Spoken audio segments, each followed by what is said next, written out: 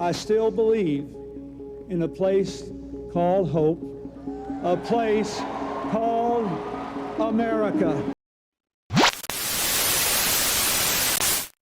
But I want to say one thing to the American people. I want you to listen to me. I'm going to say this again. I did not have sexual relations with that woman, Miss Lewinsky. I never told anybody to lie, not a single time, never. These allegations are false, and I need to go back to work for the American people.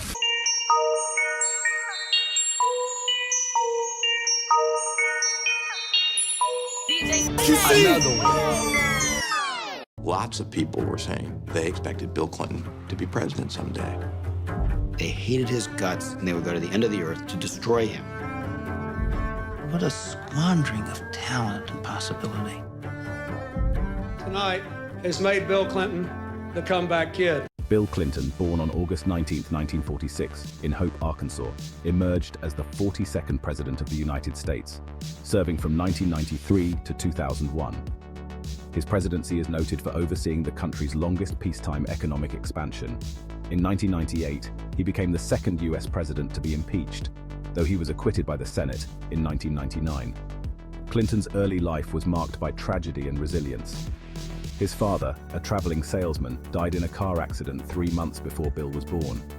His mother, Virginia Dell Blythe, later married Roger Clinton. Despite their tumultuous marriage, which included a divorce and remarriage, and Roger's struggles with alcoholism, Bill took his stepfather's name. Raised partly by his maternal grandmother, Bill Clinton's political aspirations were ignited at an early age, solidified in July 1963 when he met and shook hands with President John F. Kennedy. This is Bill Clinton meeting John F. Kennedy when Bill Clinton was in the Boy Scouts. This is 1963, that's JFK on the right, shaking a young Bill Clinton's hand.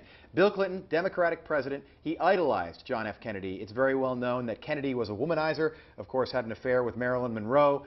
His idol was John F. Kennedy. Clinton, a bit of a Lothario himself, known to seduce women, Monica Lewinsky among them. So Elizabeth Hurley could be among that group as well now. And this year, this affair is said to have gone on for a full year. So it's fascinating and believable, especially after his "I did not have sexual relations" line. In 1964, Clinton enrolled at Georgetown University in Washington, D.C., where he graduated in 1968 with a degree in international affairs. During his time at Georgetown, he was elected student president in his freshman and sophomore years and worked as an intern for Senator J. William Fulbright, a prominent critic of the Vietnam War. Clinton, like many of his peers, opposed the war and received a draft deferment while studying as a Rhodes Scholar at the University of Oxford in 1968. Although he later made himself eligible for the draft, he was not selected. During this period, Clinton wrote a letter to the director of the Arkansas ROTC program, expressing his gratitude for being saved from the draft and his concerns about his future political viability. His experimentation with marijuana during this time and his claim that he didn't inhale would later become a topic of public ridicule. When I was in England, I experimented with marijuana a time or two, and I didn't like it, and didn't inhale, and never tried it again. After graduating from Yale University Law School in 1973, Clinton joined the faculty of the University of Arkansas School of Law, where he taught until 1976. In 1974, he made an unsuccessful bid for a seat in the U.S. House of Representatives. In 1975, he married Hillary Rodham, a fellow Yale law graduate, who would become a significant partner in his political career. The following year, Clinton was elected Attorney General of Arkansas, and in 1978, he became the youngest governor in the country in 40 years. Clinton's initial 2-year term as governor was marked by controversy and challenges, leading to his defeat in the 1980 re-election bid, the same year his daughter Chelsea was born. After apologizing to voters for unpopular decisions, such as highway improvement projects funded by increased state gasoline taxes and automobile licensing fees, he regained the governor's office in 1982 and was re-elected 3 more times. As a pragmatic centrist Democrat, he implemented mandatory competency testing for teachers and students and encouraged investment in the state by offering tax breaks to industries. Clinton became a prominent member of the Democratic Leadership Council, aiming to shift the party's agenda towards the center of American political life.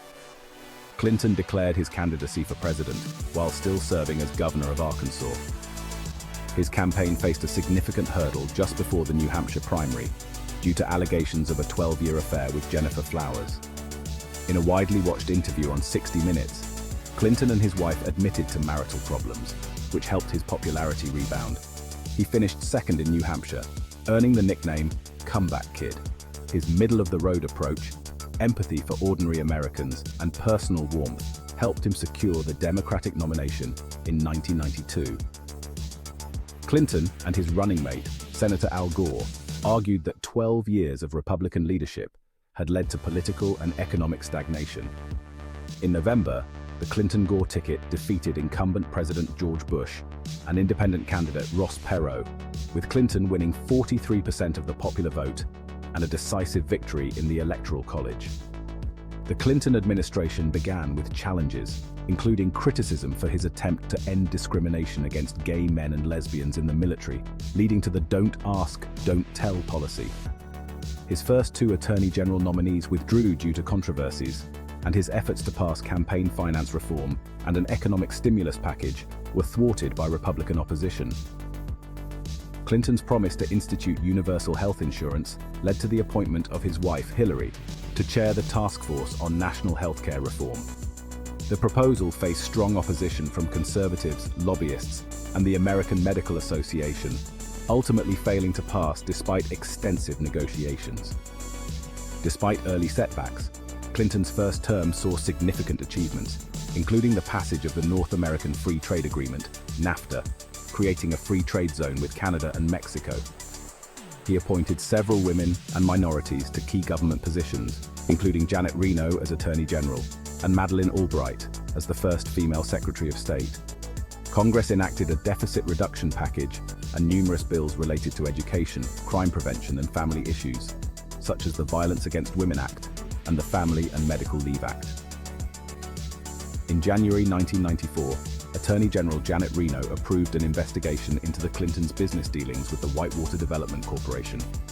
Led by independent counsel Kenneth Starr, the investigation lasted several years and cost over $50 million, but did not find conclusive evidence of wrongdoing by the Clintons. The renewal of the Whitewater investigation, ongoing debates over healthcare, and Clinton's liberal policies contributed to Republican victories in the 1994 midterm elections, giving them control of both houses of Congress for the first time in 40 years. Clinton adjusted his policies, embracing deficit reduction and welfare reform while opposing cuts to social programs. His moderate approach gained public sympathy, helping him win re-election in 1996. Clinton's foreign policy initiatives included reinstating Haitian President Jean-Bertrand Aristide, sponsoring peace talks leading to the Dayton Accords to end the conflict in Bosnia, and attempting to resolve the Israeli-Palestinian dispute. In 1993, he hosted the signing of a historic agreement between Israeli Prime Minister Yitzhak Rabin and PLO Chairman Yasser Arafat, granting limited Palestinian self-rule. Despite ongoing scandals, including the suicide of a White House staffer and rumors of financial and sexual impropriety, Clinton was re-elected in 1996, buoyed by a strong economy. His second term saw continued economic growth, the first balanced budget since 1969, and record budget surpluses. The vibrant economy led to high levels of home ownership and low unemployment. In 1998, Starr expanded his investigation to include allegations that Clinton had encouraged Monica Lewinsky to lie under oath about their affair. Clinton's evasive testimony and public denials led to widespread criticism. After evidence of the affair emerged, Clinton apologized to his family and the public. The House of Representatives approved articles of impeachment for perjury and obstruction of justice, but Clinton was acquitted by the Senate in 1999. Despite the impeachment, his job approval rating remained high. In foreign affairs, Clinton ordered a bombing campaign against Iraq in 1998 in response to its non-cooperation with UN weapons inspectors. In 1999, NATO forces led a successful bombing campaign against Yugoslavia to end Serbian attacks on ethnic Albanians in Kosovo. Clinton was also recognized for his peacemaking efforts in Ireland and Northern Ireland, and became the first US president to visit Vietnam since the Vietnam War. Clinton spent his final weeks in office attempting to broker a peace agreement between Israelis and Palestinians. However, his presidency ended with controversy over several questionable pardons, including one for the former spouse of a major Democratic Party contributor. Despite these challenges, Clinton's presidency is remembered for its economic achievements and efforts to address social issues. Bill Clinton's early years were filled with a passion for music and learning. He was an avid saxophone player, earning first chair in the state band's saxophone section. His love for music was matched by his academic prowess, as he excelled in school and was a voracious reader. These formative years laid the foundation for his charismatic public persona and his ability to connect with people from all walks of life. The pivotal moment in Clinton's youth came in 1963, when he was selected to attend the American Legion Boys Nation in Washington, D.C. There, he met President John F. Kennedy in the Rose Garden of the White House. This encounter profoundly influenced Clinton, solidifying his desire to pursue a career in public service and politics. Clinton's political career began in earnest when he returned to Arkansas after his studies.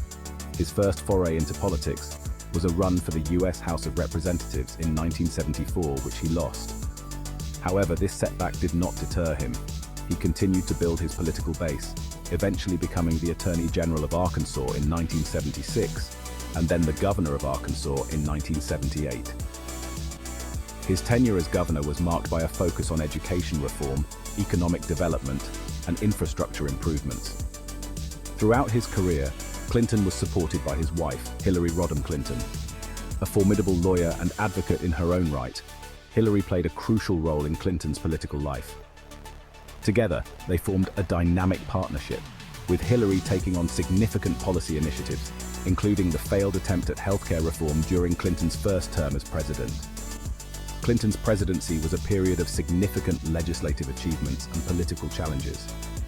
His administration passed landmark legislation such as the Family and Medical Leave Act, the Brady Bill, and welfare reform. However, his tenure was also marred by personal scandals and intense partisan battles, culminating in his impeachment by the House of Representatives. Despite these challenges, Clinton left office with high approval ratings, largely due to the strong economy and his ability to connect with the American people. After leaving the White House, Clinton continued to be an influential figure in global politics and philanthropy. He established the Clinton Foundation, which focuses on global health, economic development, and climate change. His post-presidency years have been marked by a commitment to public service and a continued presence on the world stage, advocating for causes he believes in. Bill Clinton's journey from Hope, Arkansas to the White House is a testament to his resilience, intelligence, and dedication to public service. His legacy is a complex tapestry of significant achievements, personal flaws, and an enduring impact on American politics and global affairs. Indeed, I did have a relationship with Ms. Lewinsky that was not appropriate. In fact, it was wrong. It constituted a critical lapse in judgment and a personal failure on my part for which I am solely and completely responsible. I misled people, including even my wife. I deeply regret that.